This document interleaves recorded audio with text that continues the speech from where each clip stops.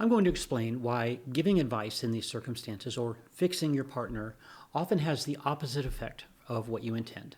I'm also going to give you strategies on how to show up for your partner in different ways that helps them feel supported and seen and heard. This comes from a good place in you. You want to help, but fixing or offering advice so often falls flat. We need a mindset shift from fixing the problem to supporting the person with the problem. In this video, I will give you some actionable techniques that you can use instead. So here's why fixing may move you backwards.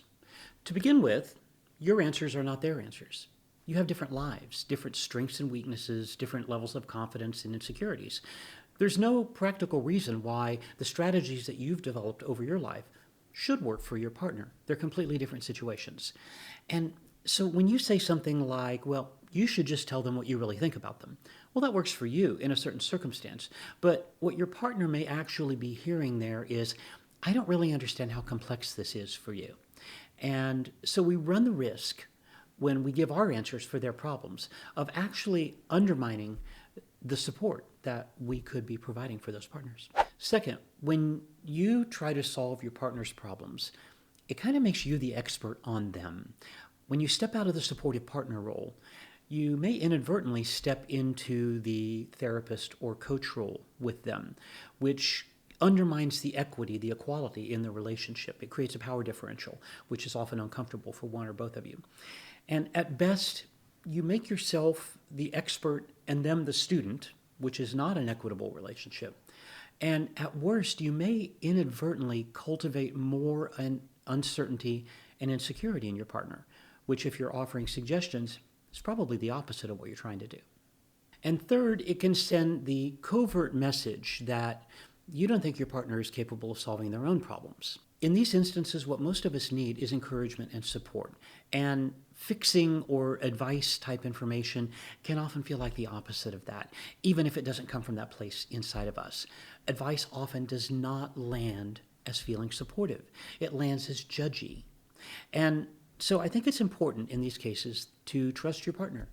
If they want your advice, they'll ask for it. Now, the tendency to fix doesn't come from a bad place in us. It's not that we are trying to undermine our partner's confidence. It often comes from a sincere desire to help. So it doesn't make you a bad partner in and of itself. But think of this as a growth opportunity in your own personal development journey to help you show up for your partner in new and supportive ways moving forward. I'm going to give you some ways to turn that around, to show up for your partners in ways that they do feel accepted and supported in very connective ways that hopefully draws you closer together. So stick around. By the way, if you do well with more structured approaches to these kinds of issues, then you should know that I'm developing an online course specifically to help reduce conflict and build connection in your relationships. And it's coming soon. I'm in production on that right now. And it's based on several things. It's based on the best research in relationships. It's also based on a lot of concepts in neuroscience, which are very helpful when we're trying to reduce conflict in our relationships. And it's built on my 10 plus years of helping couples with these exact problems. So if you want to know when that course is coming out, then check out the link below and you can get on the notification list so that you will be able to be part of the first cohort in that new course. Hope to see you there. So if you're thinking, Chris, I'm on board. What do we do next? Well, in this part of the video, I'm going to give you 3 actionable things you can do. And these are all skills-based. And as skills, that means you can learn them, you can practice them, you can get better at them. So even if they're hard for you at the beginning, that's okay. These things often are. But you can lean into them, practice them day by day, and your ability to support and connect with your partner hopefully will gradually improve as you practice. The first of these skills is empathy. Now, anyone who's spent much time at all on my channel knows I talk a lot about empathy. I think empathy is very important. I think it's so important that I list empathy as part of the kryptonite of conflict. The more empathy we have in a relationship, the less conflict can thrive in most cases. Now, simply put, empathy is leaning into the experience of another person. So when we say, here's what you need to do about that, that's kind of the opposite of empathy. What we can do instead is, instead of giving advice, we can get curious. We can ask questions. And so your partner is talking about their bad day. You can say things like, gosh, what was that like for you? What do you think is important for you now? What do you want me to know about this? How can I show up for you? See, when you ask, how can I show up for you? And then they say, give me advice, then you're good. But that's solicited advice. It's a very different thing.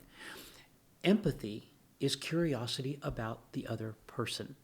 And when we have empathy, we create that support and connection that is so crucial to a successful relationship. So lean into empathy, and that's a great start towards supporting your partner when they've had a hard day. I've got other videos on this channel about empathy, so I encourage you to check those out as well. So the second skill that can be incredibly helpful is validating your partner's emotions. Now, I've got a video about validation. It's right up here. That's gotten a lot of attention, and so I think that video is helping a lot of folks. Maybe it'll help you as well. There are some things that I want you to know about validation. What is it, for starters? Validation is simply leaning into and accepting and acknowledging where your partner's at. So empathy is connected to validation, right? Empathy, hey, what's it like to be you? Your partner says, this was really hard for me. It really made me feel insecure and upset. Then validation would look like, gosh, I can really see how that would be the case. When we just acknowledge that our partner's emotions are important, even if we don't understand them, right? Then we connect with them, we lift them up and support them in ways that goes far beyond any advice that we could give them. And so validation, by the way, validation doesn't mean you agree with them. Let's say your partner comes home talking about a hard day and you think they were totally in the wrong on the way they interacted with someone. That's okay. You get to have that attitude. But empathy and validation are not the time to bring that up. When we start with empathy and then validation, we create connection, we create support. And saying, hey, I can understand why you might feel that way is in no way the same as saying, I think you did the right thing. Yeah, you should have said that. You should have done. This person's totally in the wrong. No. And even in disagreements with your partner, validating their emotions. Hey, I could see why you're upset by this. I understand that you're having big feelings about this. That's not giving in. That's not saying, I think I'm wrong and you're right. It's just simply honoring their experience, which may be very different from your own. It is so helpful in a relational context. And so empathy and validation go hand in hand, can help a lot. Now, the third technique may surprise you to hear. Be quiet. Just be quiet. Shut up and listen. Seriously. We have a saying in my field, don't just say something, sit there. See, that's kind of a turn on the old, don't just sit there, do something. It's the opposite of that. This really matters because when we begin trying to solve our partner's problems or we try to get them to be less upset, again, we think we're helping. The problem is that the message we can accidentally send is, hey, you know what? Your discomfort, that's making me kind of uncomfortable. Why don't you deal with that for me, please? And that's the opposite of empathy. It's the opposite of compassion. It's the opposite of helpful, right? So we don't want to send the message to our partner that your discomfort is somehow making me uncomfortable, and I'm going to make you responsible for that. That's a whole big boundary thing that I should probably make another video on. So when we are quiet with our partner, when we sit with them, we hold space for them. We're present with them in their discomfort. And we just show the ability to do that. It sends the message, hey, wherever you're at, I'm here. I've got you. And that level of support cannot be replicated with any kind of advice. So empathy, validation, and just being quiet and being present with your partner are three of the skills that can be far more effective in supporting your partner than giving them your unsolicited advice. Hey friends, if you found this helpful, do me a favor, please like and subscribe below. Also, YouTube really likes it when people leave comments. And so if you have a question or a request for another video, or even if you just leave a comment that says, hey, thanks for making this video, that actually makes a big difference. It helps my videos show up for other people in the way that it's showing up for you right now. So I will ask for your help on that, please. Remember, if you want to go deeper into some of these issues and get access to that course, then check out the link below and you can get on my list and I will let you know when that is available. It'll be coming out soon. That's it for today. Hey friends, thanks for being here, and until next time, be well.